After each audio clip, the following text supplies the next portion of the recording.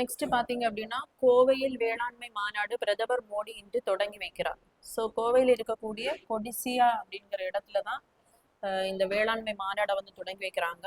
So இந்த topic பார்த்தீங்கன்னா group 1 main சிலபஸில் பேப்பர் 4ல் இந்தியன் எக்கனாமியில் வந்து அக்ரிகல்ச்சரில் வந்து கவர் ஆகும்.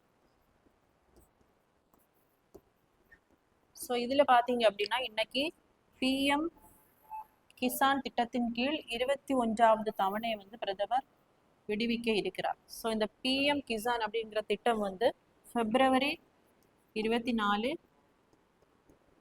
2019 வந்து தொடங்கி வச்சிருப்பாங்க. இது ஒரு சென்ட்ரல் கவர்மெண்ட் ஸ்கீம். அதாவது அக்ரிகல்ச்சர் ஃபார்மர்ஸுக்கு என்ன பண்ணுவாங்க அப்படின்னா இயர்லி